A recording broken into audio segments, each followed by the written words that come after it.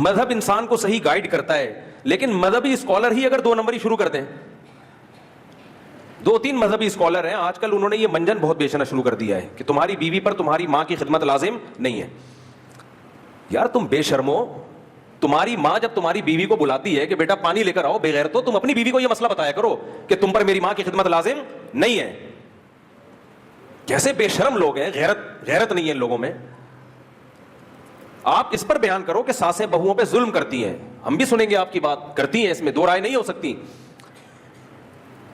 اس کو غلام بنا کے رکھتی ہیں، غلط ہے، نہیں رکھنا چاہیے. لیکن آپ نے اتنا مبالغہ کر دیا عورت کے حقوق، فیمنسٹ عورتوں کو بھی پیچھے چھوڑ دیا آپ نے. گھروں کا نظام کیسے چلے گا؟ ہمیشہ گھروں میں چھوٹے کس کی خدمت کرتے ہیں؟ بڑوں کی. یہ ہماری سوسائٹی کی خوبصورتی ہے. صحابہ میں بھی ایسا ہی ہوتا تھا. یہ کہتے ہیں صحابہ میں اس کی کوئی مثال نہیں ملتی. جابر بن عبداللہ رضی اللہ تعالیٰ عنہ نے نکاح کیا ایک عمر یافتہ عورت سے، صحیح بخاری کی حدیث ہے. نبی صلی اللہ علیہ وسلم نے فرمایا کہ کنواری سے کیوں نہیں کی؟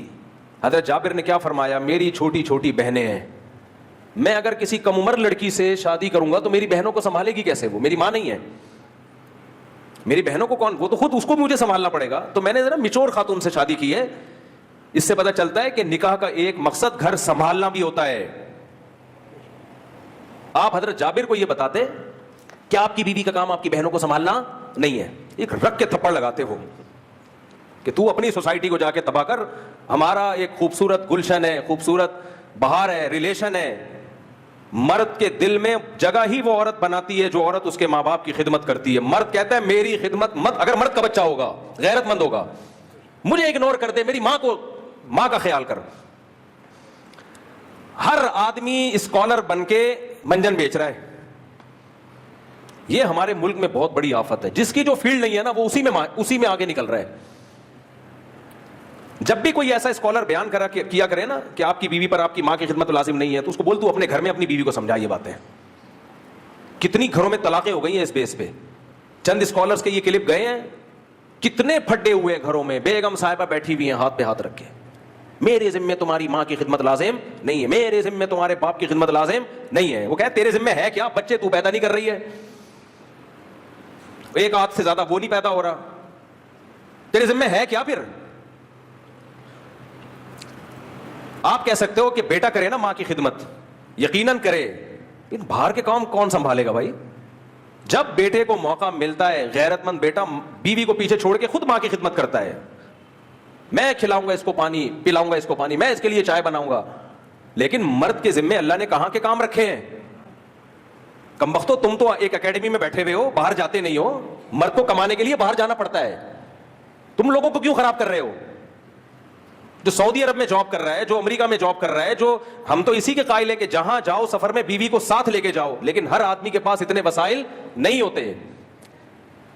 اصل حکم تو یہی ہے کہ ساتھ ہونی چاہیے تمہاری، لیکن ہر آدمی اتنا افورڈ نہیں کر سکتا. صحابہ میں بھی ایسا نہیں تھا، سب نہیں لے کے جاتے تھے.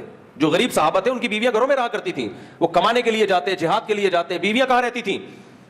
گھر میں رہتی تھیں. ایسا سوسائٹی کا بیڑا غرق کر رہی ہے اسکالرز.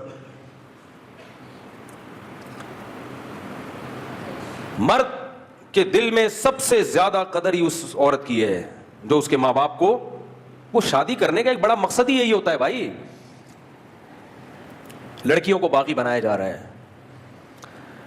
آپ بھی کریں خدمت، لیکن باہر کے کام اللہ نے کس کے ذمہ لگائے ہیں؟ مرد کے ذمہ لگائے ہیں. ہاں یہ ضرور ہے کہ اس میں اعتدال ضروری ہے. اعتدال گاؤں دیہاتوں میں ہم نے خود دیکھا ہے کہ عورت جو بہو ہے نا اس کو ایسا کھینچ کے رکھتی ہے، نچوڑ دیتی ہے اس کو ظلم کر کے. 18 روٹیاں پکوائی جا رہی ہیں، یہ زیادتی ہے، یہ ظلم ہے، یہ ظلم ہے بھائی. اعتدال ہونا چاہیے ہر چیز میں. اس کے سونے کا خیال کرو. یہ تھوڑی کہ جب چاہے اٹھا کے ٹھڈا مار کے اٹھا دیا، نہ کوئی سونے کی فکر، نہ کوئی اس کے آرام کا خیال ہے. لیکن جب گھر میں رہتے ہیں اکٹھے تو کاموں کو بانٹنا پڑتا ہے، سب کو مل جل کے کام کرنا پڑتا ہے. ہمارے ایک دوست کی شادی ہوئی تو وہ بیگم صاحبہ نے منع کر دیا صاف طور پہ، میرے ذمے نہیں ہے. اب انہوں نے کہا کہ بھائی آپ یہ کام کر لو، آپ یہ کام کر لو، آپ بہن کھانا بنا دے گی، تم صرف روٹیاں بنا دو. ان کے بیگم نے کہا میرے ذمے روٹیاں بنانا نہیں ہے. یہی اسکالرس کے سنے ہوئے تھے. اس نے کہا تیرے ذمے صرف کھانا کھانا ہے. بالآخر ان میں طلاق ہوئی ہے کیونکہ مرد نے کہا میرے کسی کام کی نہیں ہے بھائی. کھانے کے وقت آ کے بیٹھ جاتی ہے, باقی سارے کام کون کر رہا ہے؟ تو جب گھروں میں رہو گے تو یہ سب کچھ کرنا پڑتا ہے. ہاں جہاں بھی ذرا سا ظلم کا خطرہ ہو بھائی, پھر بیوی کو یقیناً الگ رکھو, پھر ہم بھی اس کے قائل ہیں, پھر ساتھ نہ رکھو.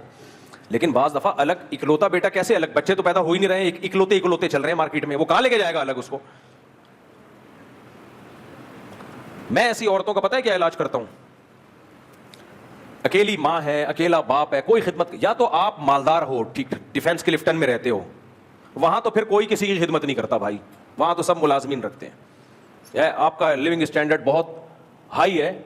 وہاں بعض گھروں میں ایسا ہوتا ہے کہ کوئی کام عورتیں نہیں کرتی ہیں. سعودی عرب میں رائل فیملی میں کیا خواتین تھوڑی گھروں میں پوچھا لگائیں گی؟ تو ایسا تھوڑی, تو بہت جو اپر لیول کے لوگ ہوتے ہیں, جو نارمل اس سے بڑے ہوئے ہوتے ہیں, ان میں تو کوئی بھی کام, آپ جوتا بھی خود نہیں پہنتے, نوکر آ کے آپ کو شوز پہنائے. میم صاحبہ صرف ان کا کام ہوتا ہے بیوٹی پارلر میں رہنا, کوئی کام نہیں ہے ان کا. آج یہ والا لپسٹک لگا کے دیکھو, نہیں یہ والی سمجھ میں نہیں آ رہی, امپورٹڈ لپسٹک دوسری لگا کے, بس وہ یہی ان کا, کوئی فارغ, پیسہ بہت ہے, لینڈ لارڈ ہے وہاں, ٹھیک ہے بھائی, وہاں تو کوئی کسی کی خدمت نہیں کرتا. خدمتیں کس سے کروائی جاتی ہیں؟ ملازمین سے. اتنے لینڈ لارڈ ہو, ٹھیک ہے بھائی, قرآن نے بھی کہا ہے عاشروہن بالمعروف, جو عرف چل رہا ہے اس کے حساب سے رہو. تو عرف اگر مالداروں کا یہ ہے کہ ان کے ملازم ہوتے ہیں, بلکہ فقہا نے تو یہاں تک لکھا ہے کہ اگر بہت اونچے خاندان میں آپ نے شادی کی ہے تو بیوی کے لیے ملازم بھی آپ کو لے کے دینا پڑے گا, کیونکہ اس لڑکی نے کبھی خود کام نہیں کیا, ہمیشہ ملازمین سے کام کروائے. تو شوہر کے ذمہ کیا ہے, اس کو نوکر بھی ارینج کر کے دے. تو اتنے اوپر ہاتھ مارنے کی تمہیں ضرورت کیا ہے؟ غریبوں, اپنی اوقات میں رہو نا. ہم تو نارمل لوگوں کی بات کر رہے ہیں, جو نارمل متوسط گھرانے ہوتے ہیں. تو اس میں بھی ایسا نہیں ہے کہ ساس بولے بیٹا پانی دو تو بہو اٹھ ہی نہیں رہی ہے کہ ہم تو رائل فیملی سے. وہاں بھی اتنی خدمت تو وہاں بھی بنتی ہے, اتنی خدمت تو کوئی بھی بوڑھا کہہ دے نا آپ سے. دیکھو میں اگر آپ سے یہاں کہوں مجھے پیاس لگ رہی ہے پانی پلا دو, آپ کے مفتی صاحب ہم پر آپ کی خدمت لازم نہیں ہے. لازم نہ ہونے کا یہ مطلب کہ میں کورٹ میں کیس نہیں کر سکتا, یہ بات تو ٹھیک ہے بھائی, میں کچھ بھی نہیں کر سکتا, لیکن بے شرمی کی انتہا ہوگی کہ نہیں ہوگی یار. ایسے ہی میرے بھائی, ساس سسر اگر گھر میں بہو کو کہہ رہے ہیں بیٹا چائے بنا دو, ساس کہہ رہی ہے بیٹا میرے پاؤں میں بہت تکلیف ہو رہی ہے, تھوڑا سا آج اتفاق سے دبا دو, دیکھو کیسا لگتا ہے. وہ کہ میری ذمہ لازم نہیں ہے. یہ بدتمیزی سکھائی جا رہی ہے, گھروں کو برباد کیا جا رہا ہے, اور کچھ بھی نہیں ہے. اور سب گھروں میں ساس بہوؤں پہ ظلم ہوتا بھی نہیں ہے.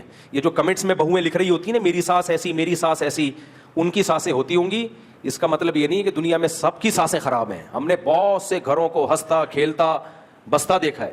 میں خود اپنی مثال دیتا ہوں, میری والدہ کا جو ریلیشن تھا اپنی بہوؤں سے بہت اچھا.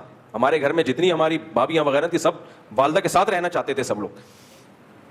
میری دادی اور میری والدہ ساتھ رہی ہیں, ساس تھی نا, ساری زندگی ساتھ گزاری ہے انہوں نے. اور میری والدہ ایجوکیٹڈ تھیں, میری والدہ نے اسکول میں سپروائزر تھیں, ٹیچر تھیں, تو پڑھی لکھی خاتون تھی میری والدہ. گھر سنبھالا انہوں نے, دادی کو بھی سنبھالا, خدمت کی, ہمارا بھی دل جیتا, دادی کا بھی دل جیتا. اگر میری اماں سن لیتی ان اسکالرس کو, شروع میں ہی ان اسکالرس کو سن لیتی کہ مجھے الگ گھر لے کے دو, میرے ذمے, میرے ابا سے کہہ رہی ہوتی میرے ذمے آپ کی والدہ کی خدمت لازم نہیں ہے, تھوڑا انگلش میں ٹش پش بھی کر دیتی اور الگ ہو جاتے ہیں, تو ہمیں دادی کی محبت, بولو نا یار, الگ رہتے ہیں, دادی کی محبت تو نہ ملتی. دادی تو بھائی چاہیے میرے بھائی, بچے کو کیا چاہیے؟ اب تم بڈھے ہو گئے ہو, تمہیں نہیں پتا چلے گا. بچے کو اماں سے زیادہ کون اچھی لگتی ہے؟ نانی دادی. ہمیں تو بھائی اپنی اماں سے زیادہ دادی پسند تھی, کیونکہ ہماری دادی نے ایک تخت تھا ان کا جہیز کا ملا ہوا, میرا خیال ہے کم از کم 1948 سے, پاکستان بننے سے پہلے کا تخت تھا وہ, اس پہ پھٹے لگے ہوئے تھے. ایک جہیز کا بکسا تھا ان کے پاس. میں نے جب سے ہوش سنبھالا وہ بکسا دیکھتا آیا تھا میں, لوہے کا. ہم کہتے تھے بریف کیس کا زمانہ آ گیا ہے. نا پھر پان کا ایک کھوکھا, وہ پان تان ہوا کرتا تھا, ہندوستانی عورتیں نا پان, اس پہ اتنا سا انہوں نے پان نکالا, کتھا لگایا, چونا لگایا, چھالیاں ڈالی, یوں کر کے سائڈ پہ فکس کیا اور نیت باندھ لی نماز کی. زبردست چیزیں چھپا چھپا کے رکھتی تھی اپنے پوتوں کے لیے.